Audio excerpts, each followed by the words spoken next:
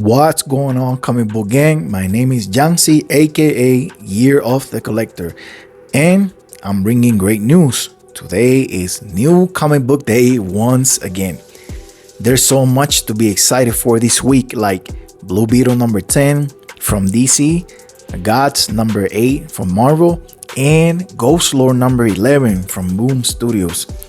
But let me give you my highlights for the week of June 12th.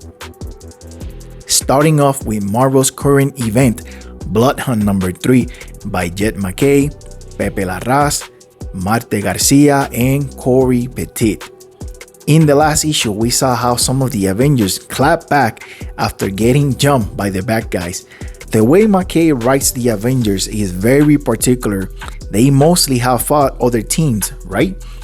They first went against the Ashen Combine. After they defeated them, on the next arc, they faced the Twilight Court, and after that, they took on Orchis, a worldwide organization.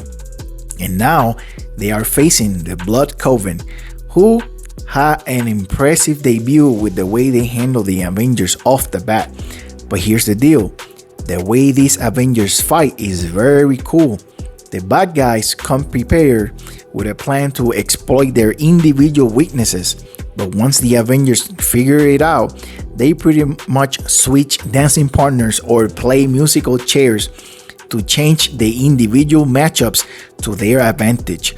So far, they have success with this approach under the leadership of Captain Marvel. With the help of Dracula and Bloodline, the rest of the team should be able to mount a rally against Blade and his forces. Outsiders number 8 by Jackson Lanzing, Collin Kelly, Robert Carey, Valentina Taddeo, and Tom Napolitano. In the last issue, we had an insane info dump along with some stunning visuals of how Hakita arrived into the DC universe. She was having a meeting with her fellow planetary buddies when the Flash ran towards the Flashpoint, resetting the DC universe, dragging Hakita into this new world. She was now in the New 52 at the exact moment when the New 52 Justice League was fighting Darkseid. To try and make sense of what happened, she started to document every time the world had a reset. Because she was aware when it happened every time. She saw Convergence followed by Rebirth with a new whole set of heroes. But it didn't matter because the world was invaded by the Dark Knights from the Dark Multiverse during Dark Knight's Metal.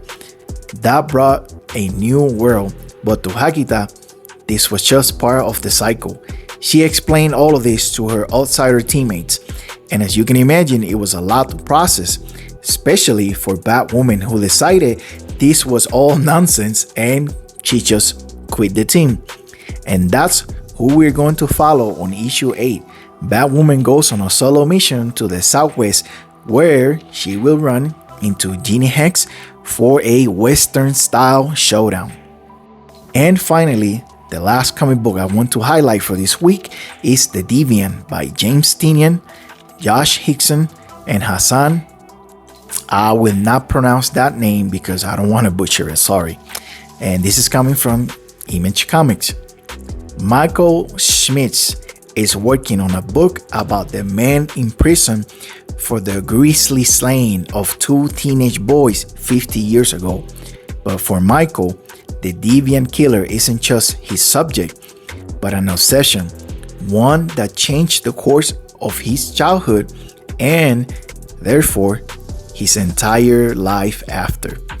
James Tynion just casually dropping another great horror comic book like it's no biggie. The man has been on fire for the last couple of years and shows no signs of slowing down. That is going to be it for this week.